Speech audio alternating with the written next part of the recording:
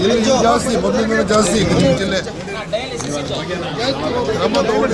ನರಸಿಂಹರಾಜ ಜಿಲ್ಲಾಸ್ಪತ್ರೆ ಉದ್ಘಾಟನೆಗೆ ಆಗಮಿಸಿರುವಂತಹ ಆರೋಗ್ಯ ಸಚಿವರಾದ ದಿನೇಶ್ ಗುಂಡೂರಾವ್ ಅವರಿಗೆ ಏನಿವತ್ತು ಕೋಲಾರ ಜಿಲ್ಲೆಯ ಒಂದು ಬಯಲುಸೀಮೆ ಮತ್ತು ಬಯಲುಸೀಮೆಗೆ ಸೇರಿದೆ ಗಡಿಭಾಗಕ್ಕೆ ಸೇರಿಕೊಂಡಿರೋದ್ರಿಂದ ಇಲ್ಲಿ ಒಂದು ಸರ್ಕಾರಿ ವೈದ್ಯಕೀಯ ಕಾಲೇಜು ಸ್ಥಾಪನೆ ಮಾಡಬೇಕು.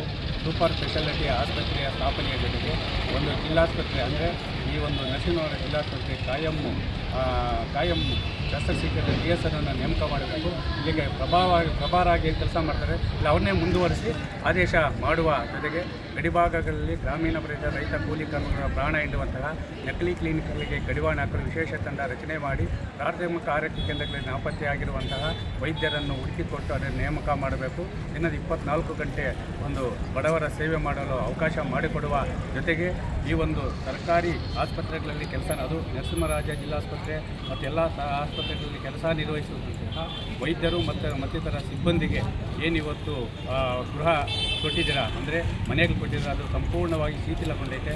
ಅವುಗಳನ್ನು ಅಭಿವೃದ್ಧಿಪಡಿಸಬೇಕು ಮತ್ತು ಮೂಲಭೂತ ಸೌಕರ್ಯಗಳನ್ನು ಒದಗಿಸಬೇಕಂತೇಳಿ ರೈತ ಸಂಘದಿಂದ ಮಾನ್ಯ ಆರೋಗ್ಯ ಸಚಿವರಾದ ದಿನೇಶ್ ಗುಂಡೂರಾವ್ ಮನವಿ ನೀಡಿ ನಾವು ಆಗ್ರಹಿಸ್ತಾ ಇದ್ದೇವೆ. ಯಾಕಂದರೆ ಇವತ್ತು ಕೋಲಾರ ಜಿಲ್ಲೆಯನ್ನು ಪ್ರತಿ ಸಾರಿನೂ ಇವತ್ತು ನಿರ್ಲಕ್ಷ್ಯ ಮಾಡ್ತಾನೇ ಇದ್ದಾರೆ. ಪ್ರತಿ ವರ್ಷ ಬರ್ತಾರೆ, ಯಾವುದೋ ಒಂದು ಕಟ್ಟಡ ಉದ್ಘಾಟನೆ ಮಾಡ್ತಾರೆ, ಹೋಗ್ತಾರೆ, ಮತ್ತು ಸಮಸ್ಯೆಗಳ ಬಗ್ಗೆ ಗಮನ ಹರಿಸಲ್ಲ.